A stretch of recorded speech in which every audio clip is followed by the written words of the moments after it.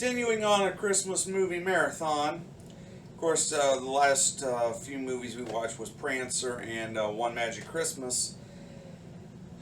It's kind of tough to get all this in during the holiday season, but we're probably going to go past Christmas just a little bit. So, not too much, but probably till New Year's maybe. I don't know. We'll see how it plays out.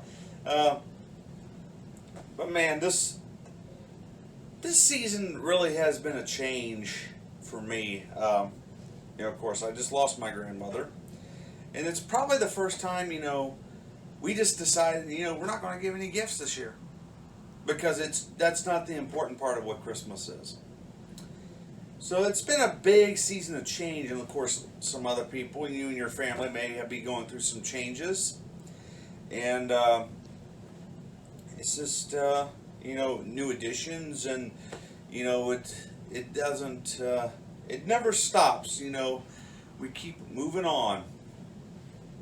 Speaking of changes, tonight's movie we're going to take a look at the 1994 runaway Christmas classic,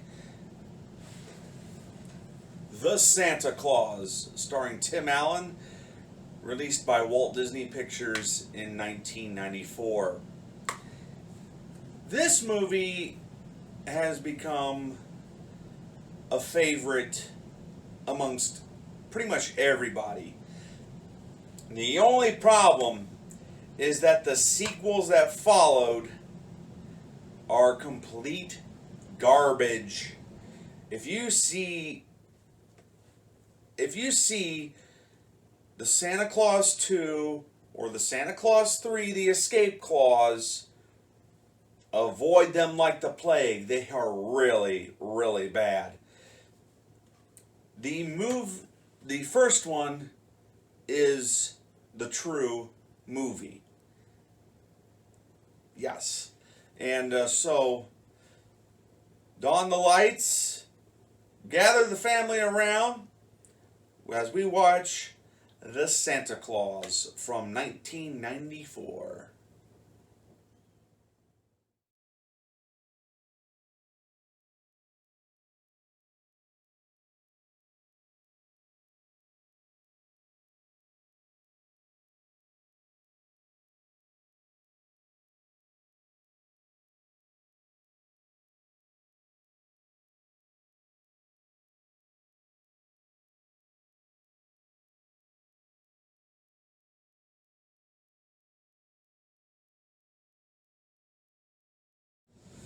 So that was The Santa Claus from 1994. This movie was kind of the runaway hit of its time. No one was kind of expecting it. Disney at the time had Tim Allen as a star with Home Improvement, and they wanted to make they wanted to put Tim into the movies, and they didn't know quite how to do it. So they thought, well, why not make him into a Christmas movie where he plays Santa Claus?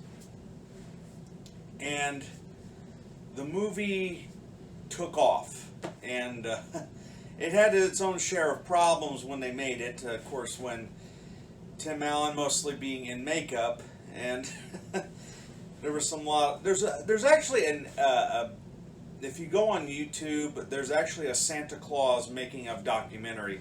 I want to encourage you to watch it because it tells about how this little movie became a big movie.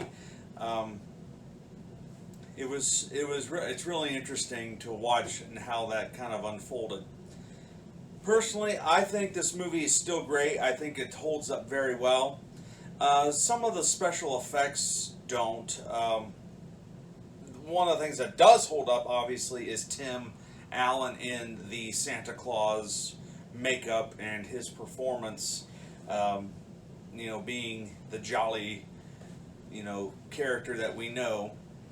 And, but some of the computer graphics don't hold up. But if you watch the documentary, you'll find out why, because the budget was so was so tight that the only special effects money that they had to work with was on Tim Allen's makeup. That's where the bulk of it went to, and the money for the visual effects was kind of held back until management changed hands. So some of the effects don't look too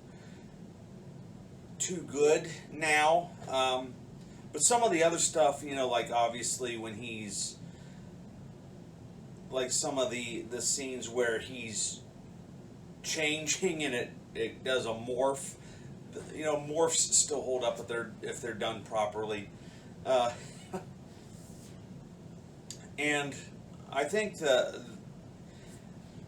this is a scenario where they definitely caught lightning in a bottle, and they don't know how they did it.